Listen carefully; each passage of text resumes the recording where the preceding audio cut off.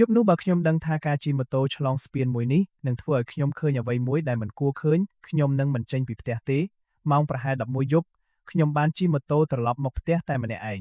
ផ្លូវដែលខ្ញុំត្រូវធ្វើដំណើរគឺត្រូវឆ្លងកាត់ស្ពានចាស់មួយដែលស្ថិតនៅជាភូមិពេលថ្ងៃស្ពាននេះមានមនុស្សធ្វើដំណើរឆ្លងកាត់ជាធម្មតាប៉ុន្តែពេលយប់អ្នកភូមិភាគច្រើនមិនហ៊ានឆ្លងទេមុនពេលខ្ញុំចេញពីផ្ទះមិត្តភក្តិម្នាក់ធ្លាប់ប្រាប់ខ្ញុំថាបើជិះឆ្លងស្ពានពេលយប់ហើយឮសំឡេងអ្នកណាម្នាក់ហៅឈ្មោះកុំងាកក្រោយហើយកុំឈប់ម៉ូតូពេលនោះខ្ញុំគ្រាន់តែសើចព្រោះខ្ញុំមិនដែលជឿរឿងខ្មោចទេប៉ុន្តែយប់នោះខ្ញុំបានដឹងថារឿងដែលគេប្រាប់មិនមែនជារឿងលេងសើចឡើយពេលខ្ញុំជិះមកដល់មាត់ស្ពានខ្យល់ត្រជាក់មួយបានបក់មកប៉ះមុខចម្លែកណាស់ព្រោះមុននេះអាកាសធាតុធម្មតាហើយគ្មានខ្យល់សោះភ្លើងតាមផ្លូវក៏មានតែប៉ុន្មានដើមហើយខ្លះទៀតកំពុងភ្លឹបភ្លែតខ្ញុំបើកភ្លើងម៉ូតូហើយបន្តដំណើរកណ្ដាលស្ពានខ្ញុំបានឮសំឡេងមួយបងខ្ញុំគិតថាប្រហែលជាអ្នកណាម្នាក់នៅក្បែរនោះខ្ញុំមិនបានងាកក្រោយទេហើយបន្តជិះមួយសន្ទុះក្រោយមកសំឡេងនោះកាន់តែច្បាស់បងជួយខ្ញុំផងខ្ញុំចាប់ផ្ដើមមានអារម្មណ៍ញ័រខ្លួនខ្ញុំចាំបានភ្លាមនៅពាក្យដែលមិត្តខ្ញុំបានប្រាប់កុំងាកក្រោយខ្ញុំចុចហ្គាសបន្ថែមហើយព្យាយាមមិនស្ដាប់សំឡេងនោះប៉ុន្តែភ្លាមនោះម៉ូតូរបស់ខ្ញុំចាប់ផ្ដើមធ្ងន់ខុសធម្មតាដូចជាមានមនុស្សម្នាក់កំពុងអង្គុយនៅខាងក្រោយខ្ញុំចាប់ផ្ដើមដកដង្ហើមលឿនខ្ញុំមិនហ៊ានងាកទេប៉ុន្តែបន្ទាប់មកខ្ញុំបានឮសំឡេងដង្ហើមនៅជិតត្រចៀកខ្ញុំខ្ញុំបិទភ្នែកមួយភ្លែតហើយបើកហ្គាសពេញកម្លាំងម៉ូតូរត់លឿនឡើងខ្ញុំគិតថាបើឆ្លងផុតស្ពានបានខ្ញុំនឹងរួចខ្លួនប៉ុន្តែពេលខ្ញុំមើលទៅខាងមុខមាននារីម្នាក់ឈរនៅកណ្ដាលផ្លូវនាងស្លៀកសម្លៀកបំពាក់ពណ៌សសក់វែងបាំងមុខហើយឈរមិនកម្រើកសោះខ្ញុំចាប់ហ្វ្រាំងយ៉ាងខ្លាំងម៉ូតូអិលទៅមុខ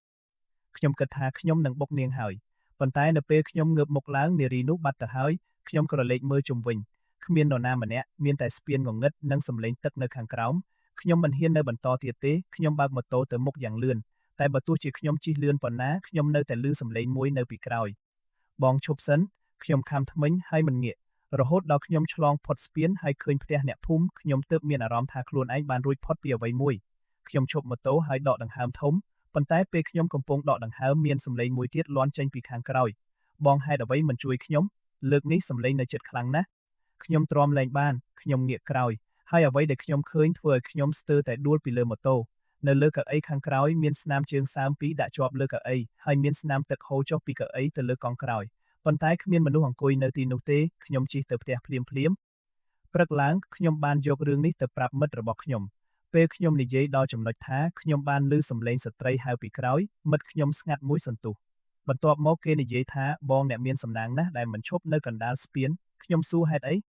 គេប្រាប់ថាកាលពីប៉ុន្មានឆ្នាំមុនមាននារីម្នាក់បានជិះម៉ូតូឆ្លងស្ពាននោះនៅពេលយប់ហើយបានធ្លាក់ចូលទឹកគេស្វែងរកសាកសពជាច្រើនថ្ងៃទើបរកឃើញនៅក្រោមស្ពានចាប់តាំងពីថ្ងៃនោះមកអ្នកភូមិតែងតែឮសំឡេងស្ត្រីម្នាក់ហៅអ្នកដំណើរពេលយប់ហើយមានរឿងមួយដែលគួរឲ្យខ្លាចជាងគេមនុស្សដែលធ្លាប់ឈប់ម៉ូតូដើម្បីមើលថាតើមានអ្នកណាហៅភាគច្រើនមិនដែលហ៊ានឆ្លងស្ពាននោះម្ដងទៀតឡើយខ្ញុំសួរគេថាហេតុអ្វីមិត្តខ្ញុំមិនឆ្លើយទេគេគ្រាន់តែបើកទូរស័ព្ទហើយបង្ហាញរូបថតមួយឲ្យខ្ញុំមើលរូបនោះគឺរូបស្ពាននៅពេលយប់ដែលគេថតកាលពីយប់មុននៅលើរូបមានម៉ូតូមួយកំពុងឆ្លងស្ពានហើយនៅលើកៅអីខាងក្រោយមាននារីស្លៀកពណ៌សម្នាក់កំពុងអង្គុយខ្ញុំមើលរូបនោះយូរហើយទើបដឹងថាម៉ូតូនោះគឺម៉ូតូរបស់ខ្ញុំចំណែកនារីដែលអង្គុយពីក្រោយខ្ញុំមិនដែលឃើញនាងនៅពេលខ្ញុំកំពុងជិះឡើយ